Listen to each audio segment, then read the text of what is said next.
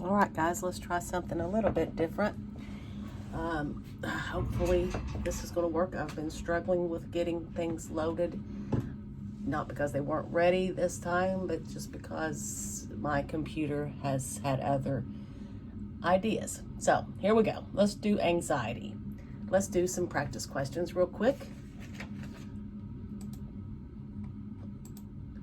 When assessing a patient with anxiety, the nurse's question should be, think about yourself when you're very anxious about something.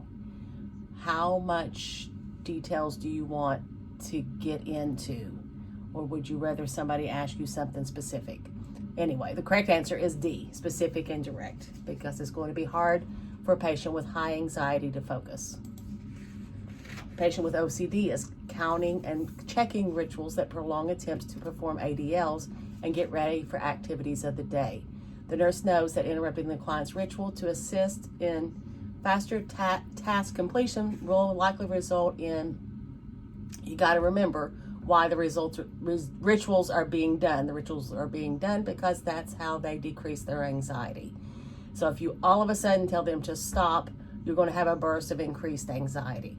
It's like a cycle. Anxiety builds and builds and builds till you do the rituals. The rituals calm your anxiety for a little bit, and then the obsessions come right back into your head, and you have to do the same ritual over and over again. But the rituals are done to decrease anxiety. So if you stop the ritual, you're going to have a burst of increased anxiety. A. Which of the following would be an appropriate intervention for a client with OCD who has a ritual of excessive constant cleaning? This answer is A, structured schedule of activities throughout the day. Okay, which of the following describes the obsessional thoughts experienced by patients with OCD? They're intrusive, they are not realistic, but they are recurrent, they're not controllable, they're definitely not wanted, and they're definitely not voluntary. All right, anxiety is one of the most common of all psych ailments. Just because anxiety is kind of a basic emotion. We all are anxious at one time or another. And your body's reaction is the same as to fear. In other words, your heart rate goes up, you sweat, adrenaline, you have that fight or flight response to anxiety and fear. The differences in anxiety is it's not so specific. Fear is you know what the danger is. You know if you take away the danger, then the fear is going to go away. Anxiety is a little deeper. You don't always know what's causing it. And so therefore, there's nothing really you can take away to get rid of it. Levels of anxiety include mild anxiety. Mild anxiety is maybe helps you focus a little bit. If you're a little bit anxious about something, don't you pay a little bit more attention? Like if you are driving somewhere and you don't know exactly the directions, you feel a little bit anxious, but you pay more attention to the road signs and pay more attention to the other traffic. If you are anxious, mildly anxious about taking an exam, you pay more attention to the questions and the answers. So yeah, mild anxiety. You might have slight discomfort. You might have stress relieving activities like biting your fingernails or tapping your fingers, but mild anxiety, and once you have completed whatever you were anxious about, it's going to go away.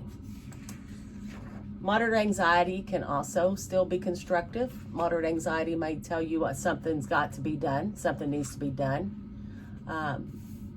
You're not thinking as clearly, as with mild anxiety. You might have somatic symptoms.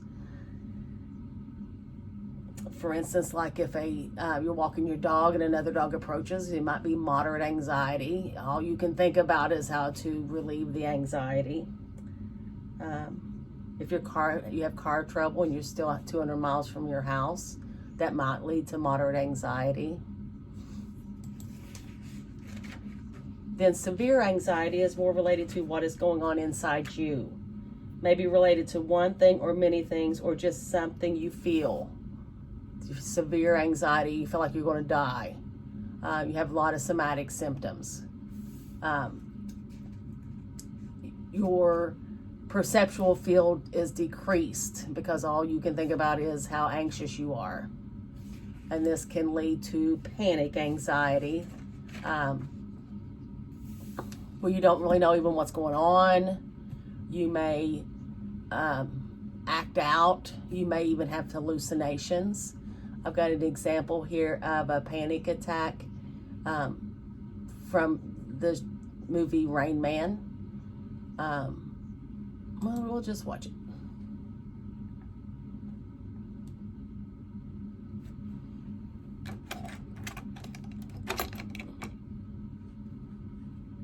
Serious, Ray. Yeah, very serious. You see, I have to get to Los Angeles, right? So you're gonna get on that plane. You understand me? Yeah. You're gonna have to get on a plane. Yeah, get on a plane. Yeah. Now there's a Delta. Yeah. God, I mean, these are midnight, you know, a Delta. How's Delta? The Delta crashed August 2nd, 1985. Lockheed L-1011. Dallas Fort Worth. Treble winch. All airlines. 135. All airlines have crashed at one time or another. That doesn't mean that they are not safe. Qantas. Qantas? Qantas never crashed. Qantas? Never crashed. Well, that's going to do me a lot of good, Ray. Yeah. You see, Qantas doesn't fly to LA out of Cincinnati. You've got to get to Melbourne. Australia. Melbourne, Australia, in order to get the plane that flies to Los Angeles. Do you hear me? Here's the capital. 16.2 million population. It's very lovely. You and I are going to get on this fucking plane.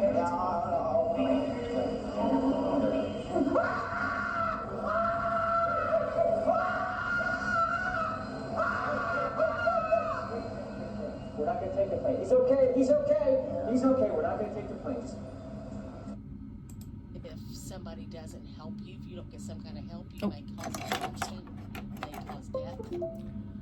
So anyway, the Rain Man airport scene, you can see Ray's anxiety is increasing and increasing, and then he has what I would call a panic attack when his brother decides he's going to make him get on the airplane anyway. Okay, let's talk about your defense mechanisms. I trust you all been studying these and memorizing them and practicing them on yourself and trying to identify them, because we use them. We all use them all the time, defense mechanisms, because they help us. They help us deal. They protect us from overwhelming anxiety. You don't always know that you're using them.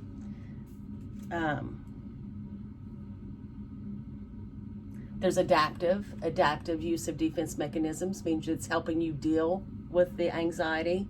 Maladaptive means either you're ignoring the anxiety, or you're just putting it away, or you're using it in a way that hurts other people, or you're using your defense mechanisms too long and it's keeping you from dealing with what's making you anxious. So we're going to run through them real quick. Compensation is when you make up for something, a perceived shortcoming in yourself, by doing,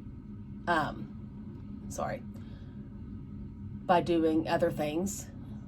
That makes no sense. I'm sorry. Adaptive, okay, just examples. If you're a shorter than average man becomes assertively verbal and excels in business, that's very adaptive. He perceives these shortcomings and he makes up for them, basically. And maladaptive, you can see drinking alcohol when your self-esteem is low, which is it's not dealing with your anxiety. Example I have is a person with a low GPA, maybe in school, studies harder than anybody else, does more research than anybody else, and ends up being the valedictorian of the class because they've compensated for a low GPA or a low IQ score by working harder. That's an adaptive use of compensation. Conversion, if you can imagine conversion, we talked about conversion disorder. If you use conversion for your defense mechanism, you transform your anxiety into a physical symptom. Sometimes it helps you gain attention or get out of something. If you get anxious about an exam and then you're all of a sudden you have nausea and vomiting, or you're anxious about psych clinicals, you wake up with a blinding headache. Denial is when you just say it's not happening, or you just decide this is going to cause too much anxiety, so I'm just going to say, this never happened, or this is not happening. Refusing to donate organs of someone who's already declared brain dead. That's denial. Just not answering the phone when you know you're about to get bad news. That's denial.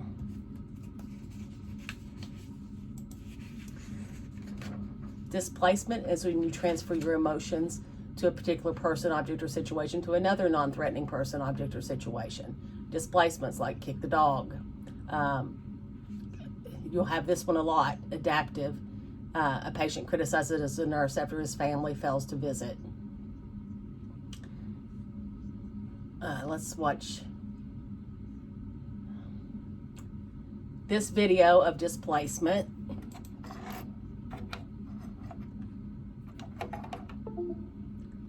You know what I do when I'm mad, Paul? I hit a pillow. Just hit the pillow. See how you feel.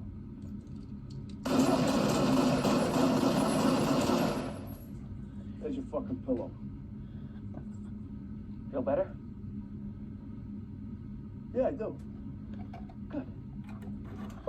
I apologize for the language in some of these, but this is De Niro here is playing a hitman, and Billy Crystal's playing his shrink, and I don't know what that commercial was for. So he says just hit the pillow, which he thought he was going to punch the pillow. Of course, hit to the hitman meant shoot him, so he shot the pillow. Anyway, you might not have needed that explanation, but I think it's funny. So he's displaced his anger on someone else by hitting the pillow. That's displacement. Dissociation is when you just separate yourself from the environment to keep from having to deal with the anxiety the environment's causing. Identification is when you try to be like someone else. Intellectualization is when you just do what you need to do. This happens frequently in, like if you have somebody you know, love, somebody really close to you dies. Intellectualization, it's causing you extreme anxiety because you don't know what you're going to do without them. However, you still got to do what you got to do. Intellectualization allows you to put it away until you have time to deal with it. Introjection, the outside world is incorporated or absorbed into a person's view of self. There's some examples there. Projection is when you project feelings onto somebody else. You place your feelings onto someone else. You're mad and come home and start yelling at your husband, maybe. Rationalization. Rationalization is just making excuses, explaining things away. It's always going to make you feel better if you can say this is why this happened, even though it's fabricated frequently. Like, I didn't get the raise because the boss doesn't like me. We do this all the time because it makes us feel better. I didn't pass the test because the teacher made it too hard. I studied the wrong thing. She didn't tell us the right things to study. It makes you feel better, and it helps you deal with your anxiety over whatever, failing a test in this example.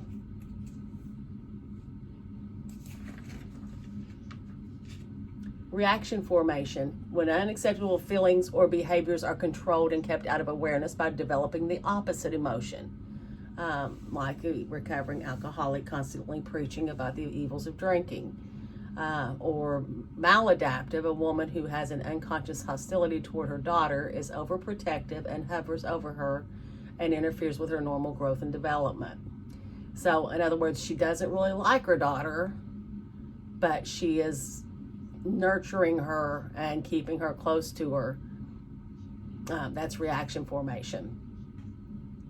And in doing so, she's keeping her from growing as a child. Reaction formation, the example I have is when I worked at the hospital, there was a girl there that came and fitted patients with prosthetics. And it was a long time before I realized that she had a prosthetic leg. So reaction formation. She's deals with the anxiety of losing a leg by helping other people cope with losing limbs.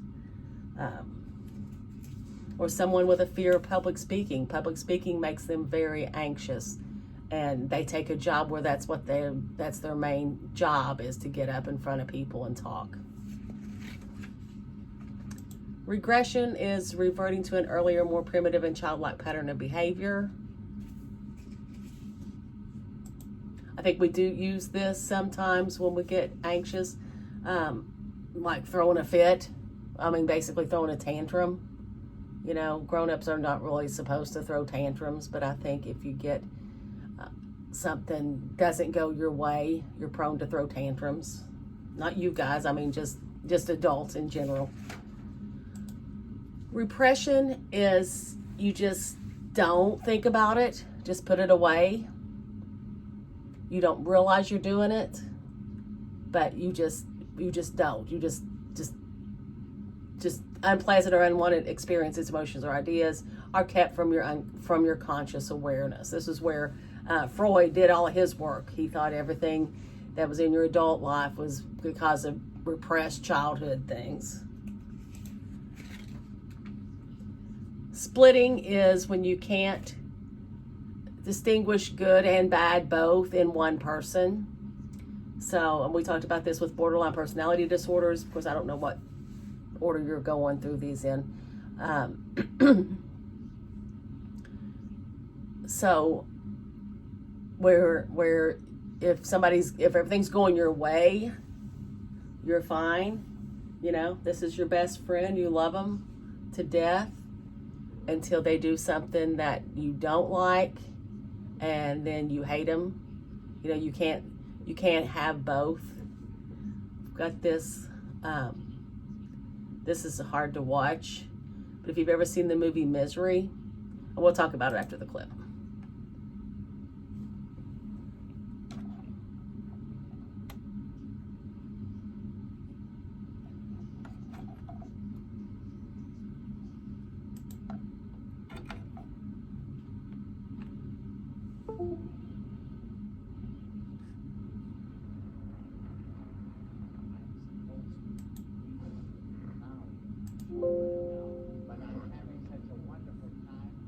Paul.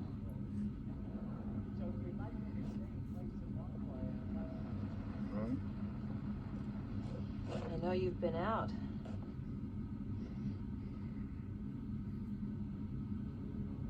What? You've been out of your room. No, I haven't. Paul. My little ceramic penguin in the study always faces due south. I don't know what you're talking about. Ceramic penguin. Is this what you're looking for?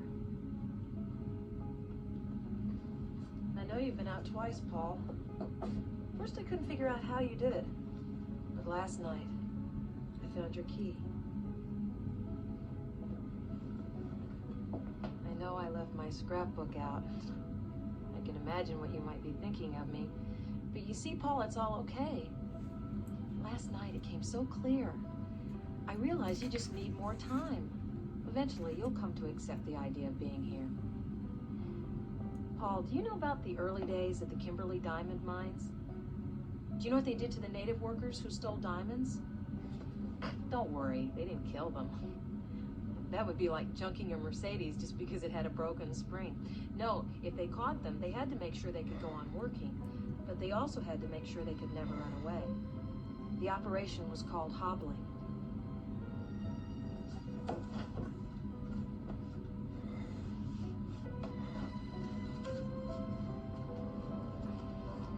Annie, whatever you're thinking about doing, please don't do it.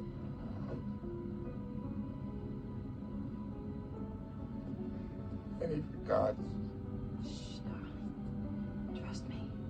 God's sake. It's for the best. Annie, please. Almost done. Just one more.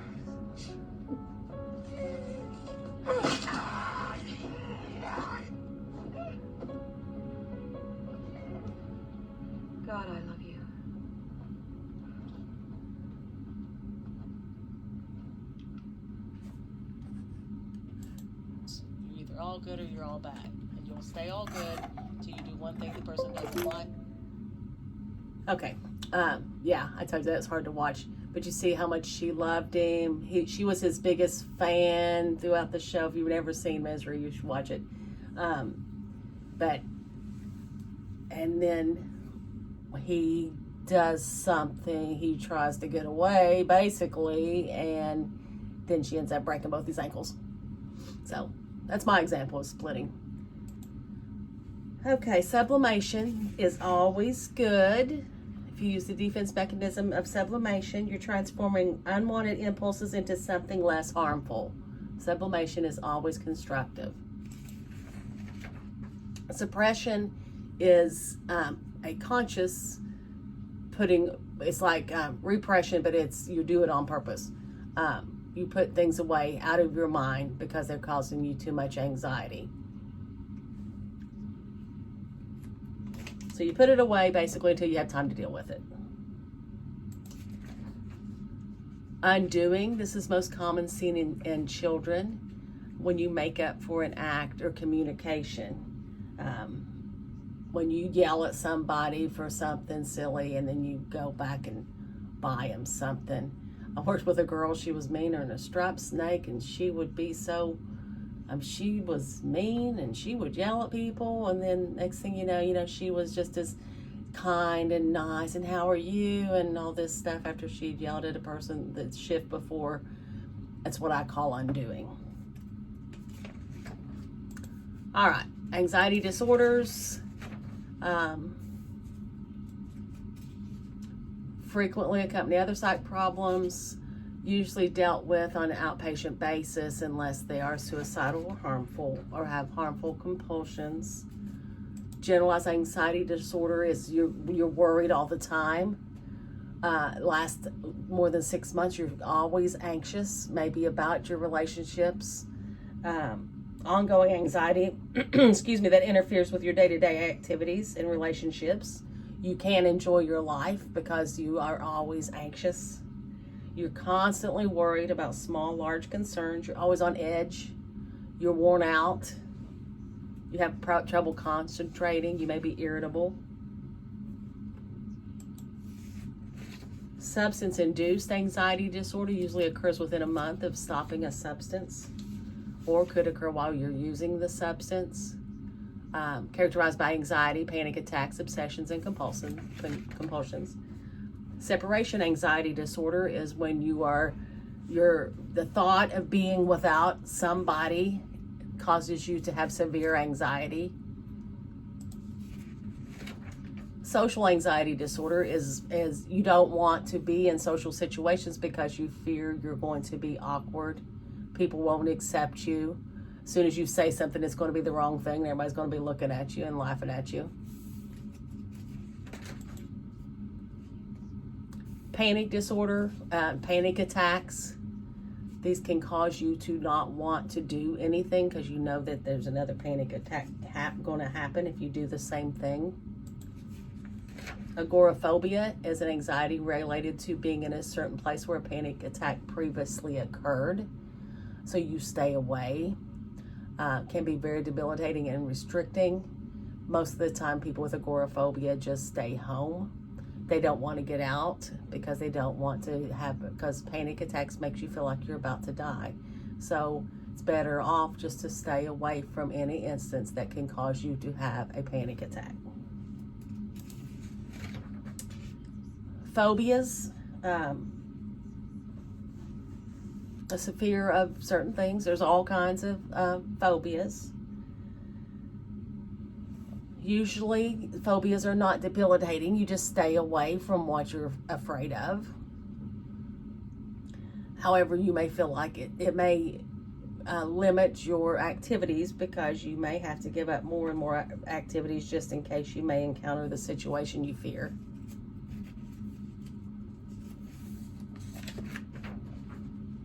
Okay, obsessive compulsive disorder. I think everybody has a idea of what obsessive compulsive disorders are.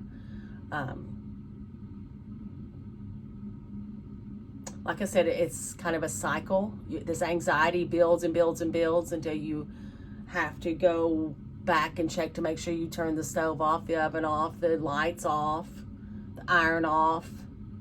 And once you do it and you go back and you check the iron, that's relieves your anxiety because you've done the compulsion.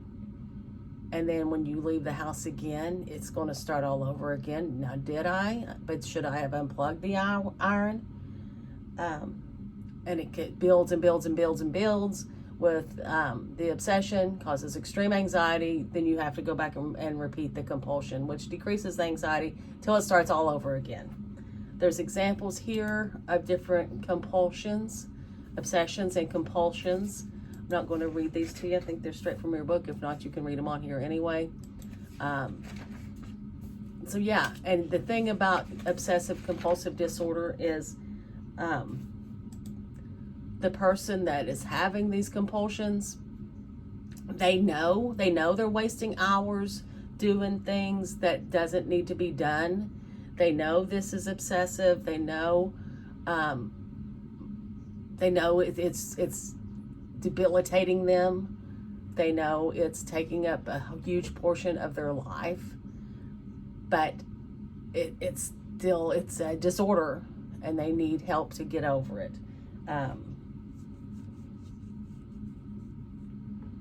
Let's see. Let's watch another movie clip.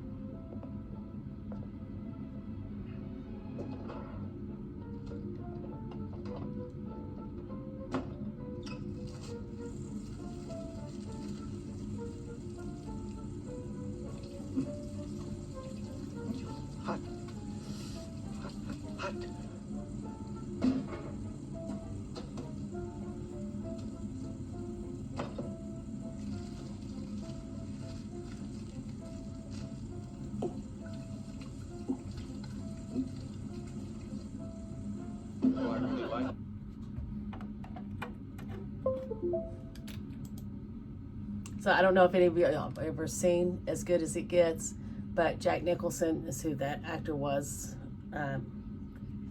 He has OCD. As you see, he does the locks so many times, and then he's going to wash his hands a little bit with each one of those bars of soap, because he's obsessed with cleanliness. When he goes to the restaurant, he has to sit at a certain table. When he goes to a restaurant, he takes his own plastic fork and spoon. It's really a good movie, and it shows somebody with OCD. Okay, body dysmorphic disorder is when someone becomes obsessed with one part of their body, and that part of the body may be perfectly normal. They might get obsessed with the color of their hair, which may lead them, to color their hair several different colors every year. They might get obsessed with their nose, which causes them to go have a ton of plastic surgery. They're going to try to hide whatever that body part is that they feel obsessed with. They are not going to respond when you tell them that everything looks fine. You look fine. There's nothing wrong with you. It's not going to help them. That's not going to allay any feelings that they're having. So let's look at Michael Jackson's face morph. Hope y'all know who Michael Jackson is. This just is very short.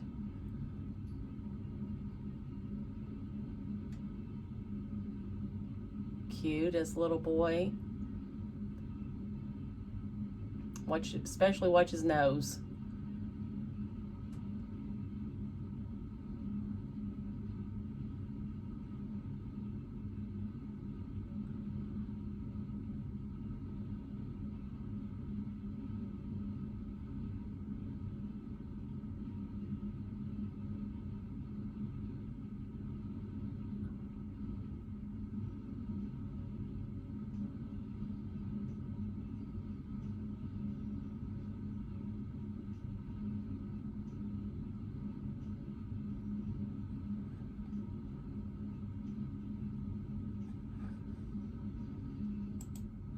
I think that's kind of sad. I thought he was much more handsome when he was younger, but I feel like he became obsessed, especially with his nose and his skin color, because you see what he did to his nose. Anyway, body dysmorphic disorder. Hoarding disorder is another anxiety disorder for people that just collect things. They'll have their whole house full of junk, what looks like to everyone else's junk, but every one of those things usually has a meaning to that person.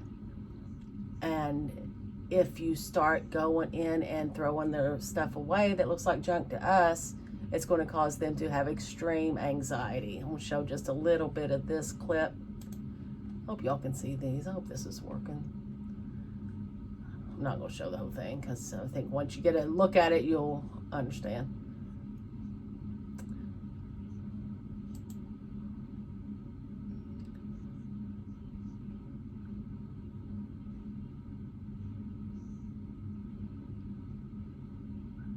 That's how she lives. See everything. She hasn't gotten rid of anything. And that's how hoarding starts. So if you all see yourself starting to hoard stuff, think about this as what your house is going to look like.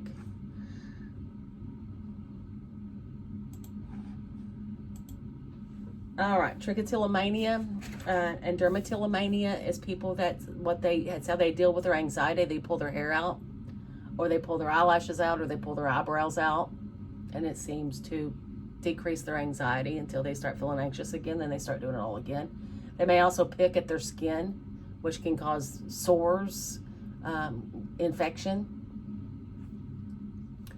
They can actually pull their hair till they have bald spots in their hair.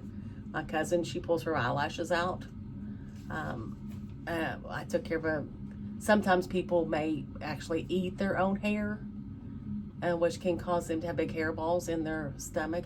Took care of a little girl one time that had to do surgery to remove a big hairball from her stomach, and I think that's not infrequent.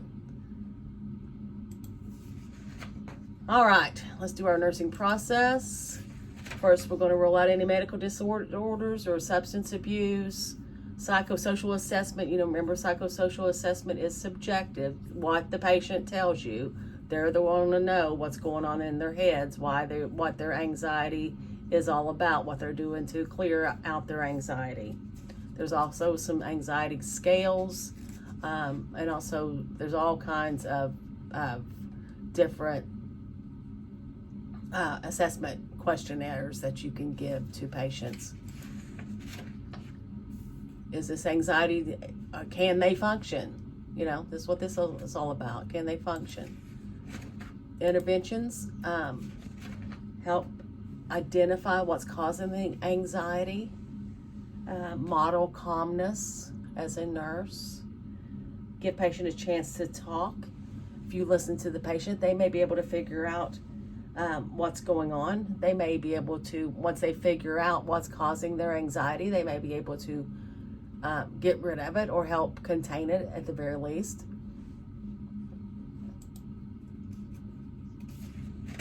See what's happened before. What have they done before when they felt anxious that has helped them calm down? Give them outlets for working on excessive energy. Oops, I already said that. Evaluate past coping skills. What could you add or take away to coping skills to make it even better?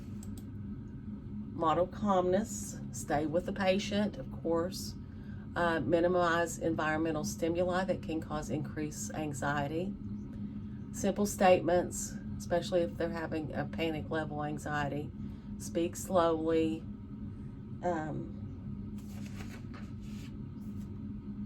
If they are in a panic, as you saw when Dustin Hoffman in Rain Man had that panic attack, how he was hitting himself in the head. Next thing you know, he was going to be on the ground or throwing himself down, because panic attacks, it's just about the panic. It's not about being able to figure out what's causing your anxiety. It's just about the anxiety, the severe anxiety. So if they're having a panic attack, if they're in a panic level of anxiety, your number one interventions are going to be based on physical safety, to make sure there's safety. Make sure they're safe, sorry. You're not going to be able to do any kind of extensive therapeutic interventions until someone has lowered their anxiety level. I said that already. Physical limits, PRN, you may just offer them, would you like to go into the quiet room and stay in there for a little bit till you're able to have a little bit better control of yourself, or your emotions are a little bit better, or you're feeling a little bit better. Let the patients know we're not going to let you get out of control and hurt yourself or somebody else. If you can't control yourself, we will help you. That would be like medications. High calorie foods, because they may forget to eat because they're anxious. I already said that. After the panic attack, after you've got them physically okay and safe, that's when you want to teach. Next time this happens, let's learn some relaxation techniques. What did happen to trigger this anxiety attack? What's going to happen next time when you encounter such a thing? Let's look at ways in which we can deal without going into a full-blown panic. Generalized anxiety disorder, same thing basically. Encourage patient to discuss what's going on. Obsessive compulsive related disorders, make sure that they're eating, drinking, make sure that their elimination needs are met. Monitor their sleep because they may be too busy to go to bed. Allow extra time for the patient to perform the rituals. Encourage the patient to gradually decrease the frequency of compulsive behaviors, and talk about thoughts leading to the behaviors. What are your obsessions that are leading to these compulsions? Are they realistic? Let's think about it. Now, like we said at the beginning, it's going to be difficult to just as soon as you meet this patient to tell them, no, you can't do those compulsions anymore, because that's going to lead to a spike in their anxiety. The goal, of course, is to decrease or eliminate the obsessive thoughts and therefore eliminate the compulsions, but it's going to take a little bit before that's even possible. So at the beginning, you want to give them time to perform their rituals, but then eventually break the pattern.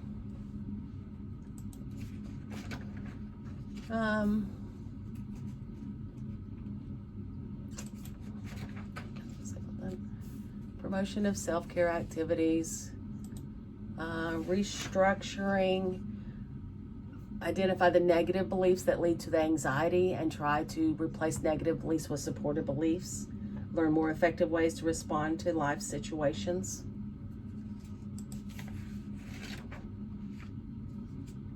Relaxation training, meditation, guided imagery, mindfulness, yoga even would be good for relaxation training. Modeling, of course, that is the nurses modeling calmness. Systemic desensitization is related to phobias, where you expose the patient gradually to the phobia. For instance, if the patient is afraid of riding in an elevator, the first thing you might do is give them some kind of a book that teaches them exactly how elevators work, so they can learn the mechanics, and especially about how safe they are. If they learn the mechanics, they should be able to reason out that they are safe. Then you may show them pictures of elevators. You may show them videos of people riding up and down the elevators safely. And all the time you're doing this, I didn't say, when you're teaching them about the mechanics, when you're teaching them about the safety, when you're teaching them, letting them look at videos, then you may take them to a lobby somewhere that has an elevator and let them watch people getting up in and out of the elevator. And all the time you're doing this, you should be teaching them relaxation techniques every step of the way. while they're looking at this stuff, you should have them do relaxation techniques. So eventually, the goal is that when they get on an elevator, they will be relaxed instead of anxious. Flooding is kind of the opposite of that. Flooding says if you have a phobia, that increased anxiety and panic attack can only last so long. So they put you into the situation and let you deal with the anxiety until eventually you can't maintain that response. And so you do the relaxation techniques, and finally you should be over it, basically.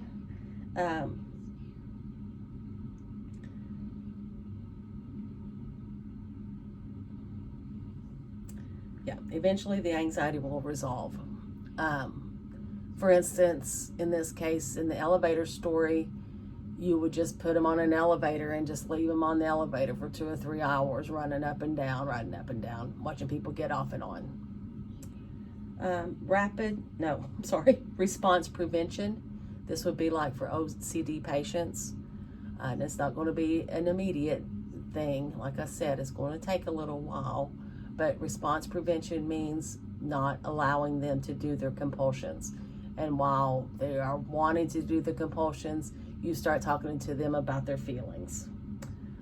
Thought stopping is when these obsessions come into your head, you can yell out stop. It kind of breaks the pattern. Or some people can wear a rubber band on their hands, or not on their hand, but on their wrist. And anytime they start having these obsessive thoughts, can snap that rubber band to stop the thoughts.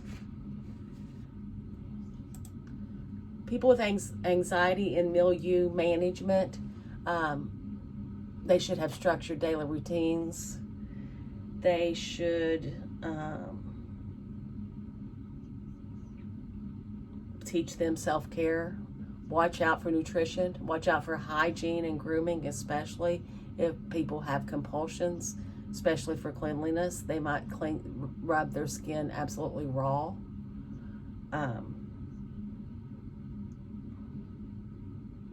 Also, they may be too busy to eat because they've got so many other things to do with these obsessions and compulsions. So you want to make sure that you have plenty of high-calorie, nutritious snacks that in case they need to eat on the go. You may have to give simple instructions depending on the level of anxiety.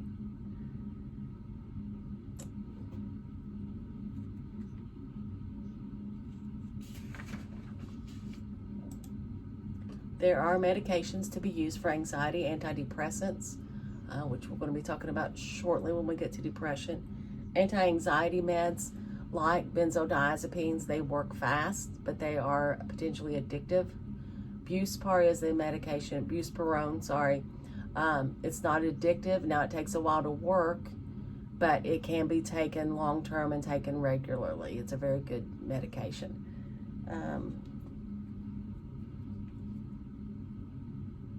And those antipsychotics may be beneficial for people for general anxiety disorder and OCD. Beta blockers can help with anxiety. Beta blockers is a cardiac med. It's usually used for social anxiety disorder because it blocks the nerve that stimulates the heart to beat faster, which keeps you from feeling that anxiety as much. Antihistamines like Benadryl also can help with anxiety. And there's also anticonvulsants. Medication patient teaching, it's all there. Very important, but I'm not going to read it to you because it's all there. Let's do some practice questions. A nurse wants to teach alternative coping strategies to a patient experiencing severe anxiety. Which action should the nurse perform first? First thing you do, gonna have to do before you teach anything, before you do any outcomes in a teaching plan, is lower their current anxiety level. We talked about this a few minutes ago. You're not gonna be able to teach them anything if they're having severe anxiety. You gotta figure out some way to lower their current anxiety, then you can start teaching the patient. A patient fearfully runs chair to chair crying, "They're coming, they're coming." The patient does not follow the staff's directions or respond to verbal interventions. The initial nursing intervention of highest priority is, ta-da, safety, of course.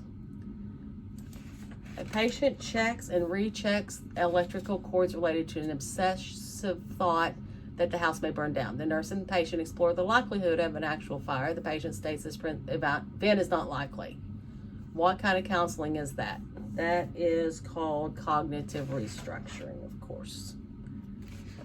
Think about what you're saying. Think about what you're saying. Think about the realism of it. 2 staff nurses applied for a charge nurse job. The one that didn't get it says, the nurse manager had a headache the day I was interviewed. So, what kind of defense mechanism is that? You're basically blaming somebody else. Projection. Oh, sorry. There you go. And one more time. A cruel and abusive person often uses rationalization to explain the behavior. Which comment demonstrates use of this defense mechanism? And the answer is, wasn't my fault. Rationalization gives you an excuse. Wasn't my fault. That guy shouldn't have provoked me. All right, that is anxiety in a nutshell. If you have any issues, problems, say a prayer that this video works and loads correctly. And I will talk to you guys very soon.